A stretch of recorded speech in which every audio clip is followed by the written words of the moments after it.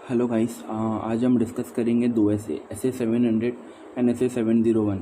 700 का नाम है forming an opinion and reporting on the financial statement and 701 का नाम है की ऑडिट मैटर। दोनों डिस्कस करेंगे।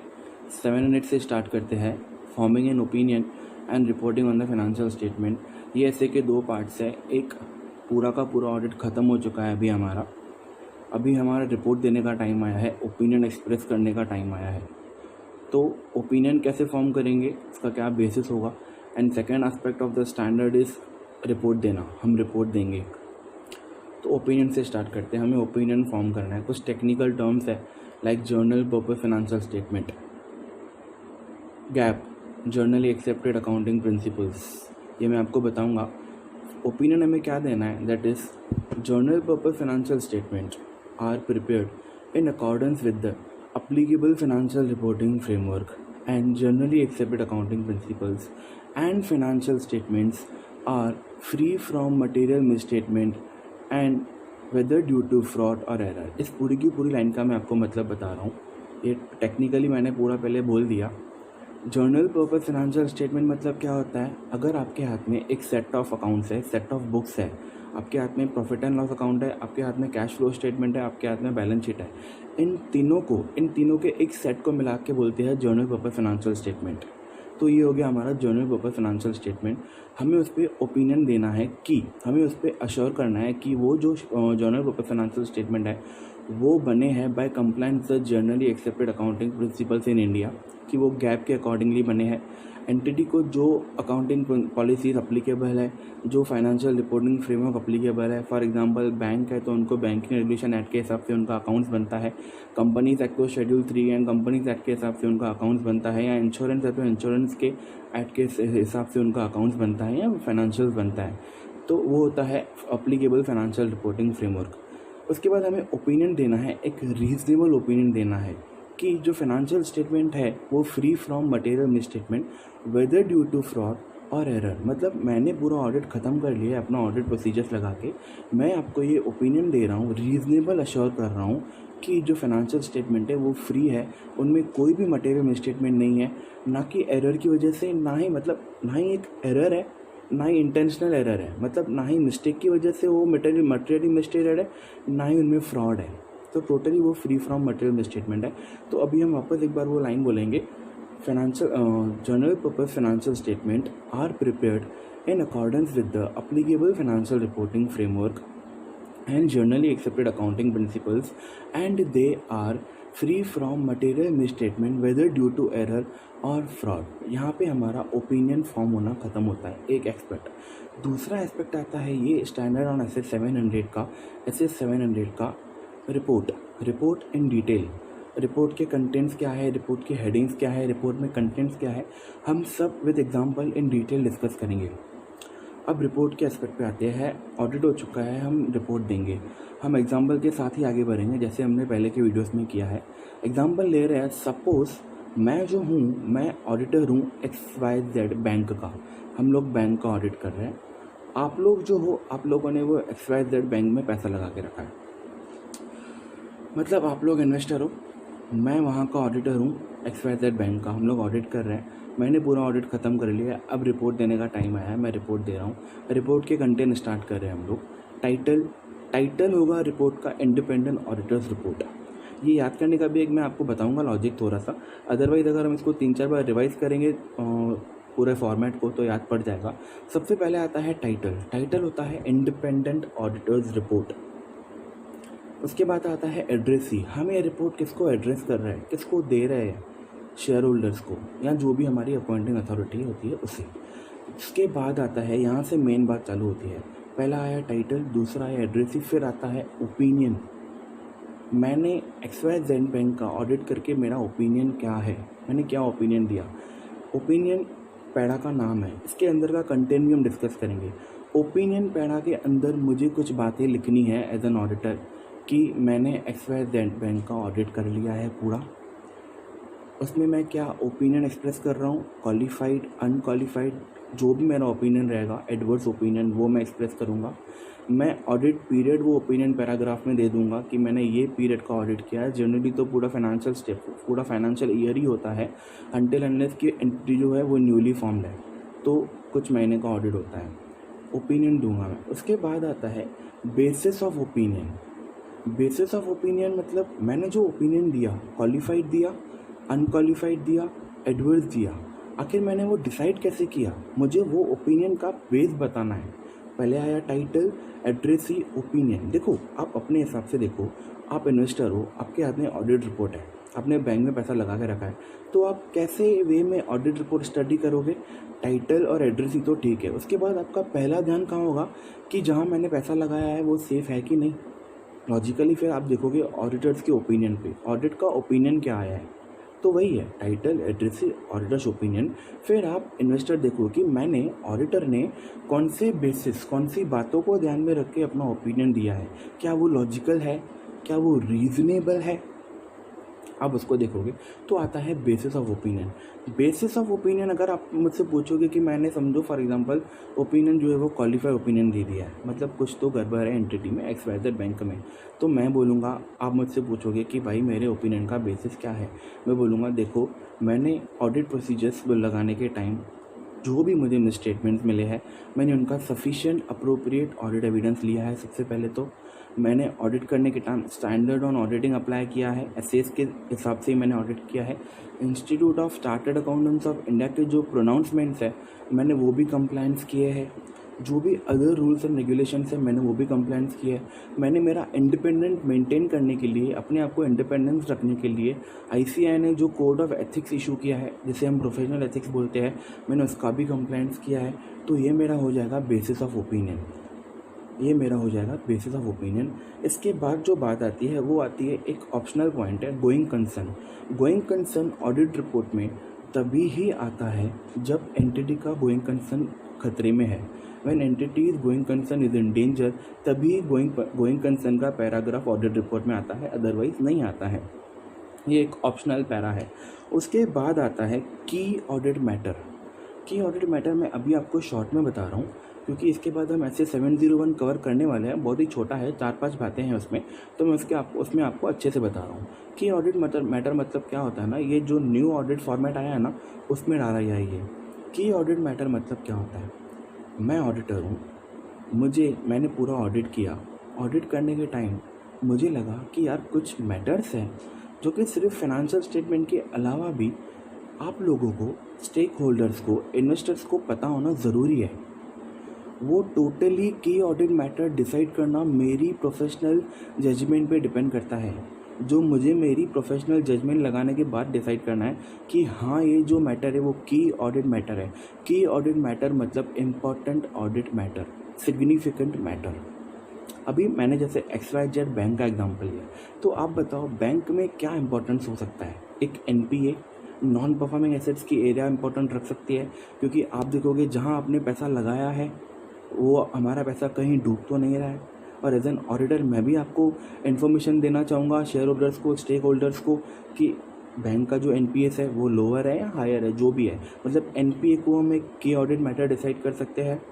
उसके बाद बात आती है दूसरी, समझो हमारी बैंक के अगेंस्ट कुछ बड़ी टैक्स की लिटिगेशन चल रही है, इनकम टैक्स में, समझो वो लिटिगेशन का जो आउटपुट आने वाला है वो बहुत ही बड़ा आने वाला है, बहुत ही बड़ी पेनल्टीज़ के साथ आने वाला है। तो मुझे लग रहा है कि कहीं ना कहीं ये बहुत ज़्यादा सिग्निफिकेंट है या मटेरियल है, तो मैं उसको डिस्क्लोज़ कर सकता हूँ, मेरी प्रोफेशनल जजमेंट में लग रहा था वो इम्पोर्टेंट है। तीसरी बात आती है, समझो हमने बैंक का एग्जांपल लिया है, तो बैंक CBS सिस्टम अप्लाई करता है, अपना information system, core banking system रखता है, वो उनका इन्फॉर्मेशन टेक्नोलॉजी इंफ्रास्ट्रक्चर बेसिकली बहुत बड़ा होता है एंड उसमें बहुत सारी रिस्क होती है। तो मैं उसके रिगार्डिंग आपको थोड़ी इन्फॉर्मेशन ज़्यादा देना चाहूँगा कि हमारे जो इन्वेस्टर्स हैं, हमारे जो स्टेक होल्डर्स हैं, उन्हें ये पता होना चाहिए हमारे बैंक के जो इंफ्रास्ट्रक्चर सिस्टम है, हमारे बैंक के जो इन्फॉर्मेशन टेक्नोलॉजी इंफ्रास्ट्रक्चर सिस्टम है वो कैसा है। तो ये है बेसिकली की ऑडिट मैटर। मैं इन डिटेल भी बताऊंगा आपको ऐसे 701 में, ऐसे 700 ख़त्म होने के बाद। ये हुआ हमारा की ऑडिट मैटर। इसके बाद बात आती है अदर इन्फॉर्मेशन की। अदर इन्फॉर्मेशन मतलब अदर इन्फॉर्मेशन जैसे हमारे बैंक को कंप्लाई करना होता है CSR, कॉर्पोरेट सोशल रिस्पॉन्सिबिलिटी, मतलब ये बेसिकली अदर इन्फॉर्मेशन है। कोई मतलब ये फाइनेंशियल इन्फॉर्मेशन भी हो सकती है, नॉन फाइनेंशियल इन्फॉर्मेशन भी हो सकती है। अदर इन्फॉर्मेशन करके एक हेडिंग है जहाँ मैं फॉर एग्जांपल CSR का रिपोर्ट का इन्फॉर्मेशन दे सकता हूँ कि हमारी बैंक ने CSR का कहाँ कहाँ खर्चा किया है, किस किस को डोनेशन दिया है, वो मैं बता सकता हूँ। हमारी मैनेजमेंट डिस्कशंस के जो रिपोर्ट्स है बैंक के इंटरनल, वो मैं उसमें डिस्कस कर सकता हूँ। ये हुआ अदर इन्फॉर्मेशन। अदर इन्फॉर्मेशन के बाद रिपोर्ट का जो फॉर्मेट में आता है वो आता है मैनेजमेंट रिस्पॉन्सिबिलिटी। मैनेजमेंट की रिस्पॉन्सिबिलिटी क्या है? मैनेजमेंट की रिस्पॉन्सिबिलिटी होती है, ये कंटेंट्स भी मैं आपको अंदर के बता रहा हूँ।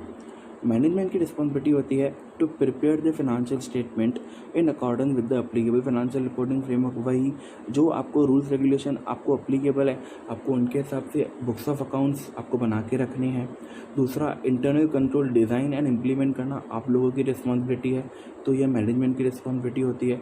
उसके बाद आती है मेरी रिस्पॉन्सिबिलिटी। ऑडिटर की क्या रिस्पॉन्सिबिलिटी है? मेरी रिस्पॉन्सिबिलिटी जो है वो बहुत बड़ी है। सबसे पहले तो मुझे आपको एक ओपिनियन देना है कि पूरा जो फाइनेंशियल स्टेटमेंट है वो प्रॉपर है कि नहीं, फ्री फ्रॉम मटेरियल मिसस्टेटमेंट है कि नहीं। बेसिस ऑफ ओपिनियन मुझे आपको देना है। मुझे एंटिटी में जो इंटरनल कंट्रोल्स है उनका अंडरस्टैंडिंग लेना है कि एंटिटी के इंटरनल कंट्रोल्स प्रॉपर काम कर रहे हैं कि नहीं कर रहे हैं, वो मेरा रिस्पॉन्सिबिलिटी है। मुझे ऑडिट पूरा करना है, एसएस के हिसाब से ऑडिट करना है, स्टैंडर्ड ऑन ऑडिटिंग के हिसाब से ऑडिट करना है, वो मेरी रिस्पॉन्सिबिलिटी है। ऑडिटर्स रिस्पॉन्सिबिलिटी के बाद बात आती है other reporting responsibility. Management responsibility आया, ऑडिटर्स रिस्पॉन्सिबिलिटी आया, अदर रिस्पॉन्सिबिलिटी आया। एक काम करते हैं, पूरा रिपोर्ट का एक कंटेंट देख लेते हैं। सबसे पहले आया टाइटल, एड्रेसी। उसके बाद आपको जहाँ पहले इंटरेस्ट था, ऑडिटर्स ओपिनियन, इन्वेस्टर का जहाँ इंटरेस्ट होता है ज़्यादा, auditors opinion, title, addressee, auditors opinion, basis of opinion, आपने जहाँ पैसा लगाया है वहाँ सेफ है कि नहीं, गोइंग कंसर्न के बाद आता है की ऑडिट मैटर। कुछ इंपॉर्टेंट बातें हैं ऑडिट रिपोर्ट में, उसको आप देखना पसंद करोगे। की ऑडिट मैटर के बाद आती है अदर इन्फॉर्मेशन के बाद आता है मैनेजमेंट रिस्पॉन्सिबिलिटी। मैनेजमेंट की क्या रिस्पॉन्सिबिलिटी है, फिर आती है ऑडिटर्स रिस्पॉन्सिबिलिटी। ऑडिटर रिस्पॉन्सिबिलिटी आने के बाद ऑडिटर रिस्पॉन्सिबिलिटी में मैं आपको कुछ बातें और बता दूं। एंटिटी ने जो अकाउंटिंग पॉलिसीज़ कंप्लाई की है, जो उन्होंने ऑप्ट की है, वो कंसिस्टेंसी फॉलो कर रहे हैं कि नहीं अकाउंटिंग पॉलिसीज़ में, उनके लिए प्रॉपर डिस्क्लोजर्स दे रहे हैं कि नहीं दे रहे हैं। जो अकाउंटिंग एस्टीमेट्स मैनेजमेंट यूज़ कर रहा है, एस्टीमेट्स का एग्जांपल दूं तो हम जो डाउटफुल डेटर्स के रिगार्डिंग अपना प्रोविज़न बना के रखते हैं, उसमें एस्टीमेट्स हम कैसे चेक करेंगे वो रीज़नेबल है कि नहीं। ऐसा तो नहीं हो रहा है 100% सेल्स है उसका 50% तो मैंने प्रोविज़न ही बना के रखा है। मतलब बेसिकली मैं रीज़नेबलनेस चेक करूँगा, वो रीज़नेबल है कि नहीं एस्टीमेट, वो रिलेवेंट है कि नहीं। मतलब वो एस्टीमेट बनाने के लिए जो डेटा यूज़ की गई है, वो डेटा का जो सोर्स है वो रिलायबल है कि नहीं। रीजनेबिलिटी, रिलायबिलिटी चेक करेंगे अकाउंटिंग एस्टीमेट्स का। ये ऑडिटर्स की रिस्पॉन्सिबिलिटी की बात आती है। उसके बाद बात आती है other reporting responsibility. Other reporting responsibilities में मैं आप कारों का डिस्क्लोजर दे सकते हो, लाइक एंटिटी को कारो अप्लीकेबल है, फॉर एग्जांपल बैंक को अप्लीकेबल नहीं होता है, अगर इन कंपनी को कारो अप्लीकेबल है तो आप कारों का जो भी रिपोर्टिंग रिस्पॉन्सिबिलिटी है वो आप अदर रिपोर्टिंग रिस्पॉन्सिबिलिटी हेड में डाल सकते हो, या तो आप वहाँ डाल सकते हो। समझो हमारी XYZ बैंक की जो ब्रांचेस है वो नंबर ऑफ़ ब्रांचेस है, तो पॉसिबल है वो ब्रांचेस की जो ऑडिट की होगी वो अदर ऑडिटर ने की होगी। तो मैं अदर रिपोर्टिंग रिस्पॉन्सिबिलिटीज़ में मैं ये बोल सकता हूँ कि ये रिपोर्ट देने के time, entity as a whole report देने के टाइम, मैंने जो ब्रांच के ऑडिटर्स है उनका रिपोर्ट भी कंसीडर किया है अपने इसमें कंसीडर किया है, वो मैं अदर रिपोर्टिंग रिस्पॉन्सिबिलिटी में डाल सकता हूँ। अदर रिपोर्टिंग रिस्पॉन्सिबिलिटी का मैं उसमें क्या दूसरा कंटेंट आएगा और एग्जांपल दूँ तो हमने रिटर्न रिप्रेजेंटेशन लिया है फ्रॉम डायरेक्टर्स। क्या लिया है कि आप लोग सेक्शन 164 सबसेक्शन 2 के हिसाब से डिस्क्वालीफाई नहीं कर रहे हो। बेसिकली ऑडिटर्स की रिस्पॉन्सिबिलिटी होती है डायरेक्टर्स का स्टेटस चेक करना कि जो डायरेक्टर्स है वो डिस्क्वालीफाई तो नहीं कर रहे, तो मैं वो ये अदर रिपोर्टिंग रिस्पॉन्सिबिलिटी में डाल सकता हूँ कि मैंने रिटर्न रिप्रेजेंटेशन फ्रॉम डायरेक्टर्स लिया है कि डायरेक्टर्स जो है वो डिस्क्वालीफाई नहीं हो गए हैं हमारे कंपनीज एक्ट के हिसाब से। उसके बाद बात आती है सिग्नेचर की, आपको सिग्नेचर करना है। उसके बाद बात आती है डेट ऑफ ऑडिट रिपोर्ट की। डेट ऑफ ऑडिट रिपोर्ट में आपको एक बात ये ध्यान में रखनी है कि जो डेट ऑफ ऑडिट रिपोर्ट होगा, ऑडिट रिपोर्ट का जो भी डेट होगा, for example 5 September, for example और आपके पास कोई एविडेंस आ रहा है, सफिशिएंट अप्रोप्रिएट एविडेंस आ रहा है 10 सितंबर, तो ये लॉजिकल नहीं होगा, बिकॉज आप रिपोर्ट दे रहे हो एविडेंस ऑफ करने से पहले। ऐसा तो नहीं होगा, बिकॉज मैं एग्ज़ाम में हमें ये ध्यान रखना है, क्वेश्चन आ सकता है लाइक जो ऑडिट रिपोर्ट की डेट है वो sufficient appropriate audit evidence collect होने के बाद की डेट होनी चाहिए। उसके बाद प्लेस कहाँ ऑडिट रिपोर्ट साइन हुआ है, पूरा यहाँ पे कंटेंट्स के साथ पूरा ऑडिट रिपोर्ट ख़त्म होता है। एक बार रिवाइज कर लेते हैं। टाइटल आएगा, एड्रेसी आएगा, ओपिनियन आएगा, बेसिस ऑफ ओपिनियन आएगा, going concern, key audit matter, other information, management responsibility, auditors responsibility, other reporting responsibility, signature, date and place. Title, addressee, opinion paragraph, basis of opinion, other information, going concern, key audit matters, management responsibility, auditors responsibility, other reporting responsibilities, signature of the auditor, place of the sign and date of the audit report. यहाँ पे ऐसे 700 जो है वो ख़त्म होता है, 701 start होता है। 701 की ऑडिट मैटर, ये नया स्टैंडर्ड आया है। इसमें क्या है ना, मैंने जो थोड़ा आपको पहले ऑडिट रिपोर्ट में थोड़ा इसका इंट्रोडक्शन दे दिया, हमें ऑडिटर को अपना प्रोफेशनल जजमेंट लगा के डिसाइड करना होता है कि कौन सा मैटर है वो की ऑडिट मैटर है। हमने एग्जांपल लिया था बैंक का, लाइक उनका एनपीए, नॉन परफॉर्मिंग एसेट की ऑडिट मैटर हो सकता है, या एंटिटी का इंफॉर्मेशन टेक्नोलॉजी इंफ्रास्ट्रक्चर जो है वो सिग्निफिकेंट मैटर हो सकता है, या एंटिटी के इन्वेस्टमेंट्स, हमारे बैंक के इन्वेस्टमेंट्स कैसे वैल्यू है, कैसे वैल्यूएशन हुआ है उनका, प्रॉपर हुआ है कि नहीं वैल्यूएशन, ये की ऑडिट मैटर हो सकता है। तो की ऑडिट मैटर डिसाइड करना ऑडिटर की रिस्पॉन्सिबिलिटी है by applying the professional judgement. और ये जो की ऑडिट मैटर है ना, ये हमने समझो ड्यूरिंग द ऑडिट कुछ matters, those charge with governance of the entity, those charge with governance of the banks से कुछ कम्युनिकेशन किए थे कुछ मैटर्स, तो ये जो की ऑडिट मैटर है ना, उनमें से एक मैटर होता है। समझो हमने during the audit 6 to 7 matters communicate किए दोज चार्ज विद गवर्नेंस के साथ, तो जो की ऑडिट मैटर होगा ना, वो 6 से 7 मैटर जो हमने ऑलरेडी कम्युनिकेशन किया ना, उसमें से एक की ऑडिट मैटर होगा। ये एक बात आती है कि वो उनमें से ही एक मैटर आता है। दूसरी बात ये आती है कि की ऑडिट मैटर में अगर आपको कोई ऐसी इन्फॉर्मेशन डिस्क्लोज करना है जो prejudicial to the interest of the company है, बैंक है, या पब्लिक के इंटरेस्ट के अगेंस्ट है, तो आप यहाँ आपको लॉ प्रोवाइड नहीं कर रहा। मतलब आप कुछ ऐसी इन्फॉर्मेशन है आपके हाथ में की ऑडिट मैटर में, अगर आप डिस्क्लोज करेंगे तो बैंक को बहुत ज़्यादा नुकसान होने वाला है, या पब्लिक इंटरेस्ट के अगेंस्ट जाने वाला है, या आपको लॉ अथॉरिटी नहीं देता कि आप ये इन्फॉर्मेशन डिस्क्लोज करो, तो आपको की ऑडिट मैटर में ये इन्फॉर्मेशन डिस्क्लोज नहीं करनी है। और की ऑडिट मैटर कौन सी रिपोर्ट में अप्लीकेबल होता है, ये कंटेंट ऑडिट रिपोर्ट में आता कब है, लिस्टेड कंपनीज़ के केस में। जो एंटिटी, जो कंपनी लिस्टेड है, उसमें की ऑडिट मैटर तो कंपलसरी ऑडिट रिपोर्ट में आता ही है फॉर्मेट में। बाकी जो अनलिस्टेड एंटिटीज़ है, उसमें अगर ऑडिटर को लगता है कि मुझे की ऑडिट मैटर देना चाहिए तो ऑडिटर देगा, लिस्टेड में तो कंपलसरी है। दूसरी बात एक लॉजिकल बताऊँ मैं आपको, की ऑडिट मैटर आप नहीं दोगे रिपोर्ट में जब आपने अपना ओपिनियन इशू किया है, disclaimer of opinion. Disclaimer of opinion मतलब we are not able to obtain sufficient appropriate audit evidence during the course of an audit. मतलब हमने ऑडिट करने के लिए हमें इन्फॉर्मेशन ही प्रॉपर नहीं मिली, यहाँ एविडेंस ही नहीं मिले हैं, तो हमने ओपिनियन क्या दिया, हम ओपिनियन दे ही नहीं पा रहे हैं। हम ओपिनियन नहीं दे पा रहे हैं, हमें इन्फॉर्मेशन नहीं मिली प्रॉपर ऑडिट करने के लिए, या हमें एविडेंसेस नहीं मिले, तो हमने की ऑडिट मैटर डिसाइड कैसे किया। बेसिक मतलब ये निकलता है, जब आप डिस्क्लेमर ऑफ ओपिनियन इशू करते हो, डिस्क्लेमर ऑफ ओपिनियन करते हो, वो केस में की ऑडिट मैटर नहीं आता है लॉजिकली। तो यहाँ पे ऐसे 700 एंड ऐसे 701 दोनों ख़त्म होते हैं। ऑल्सो आपको समझा होगा। And one request, like, subscribe the channel, like the video and share the video. Thank you so much.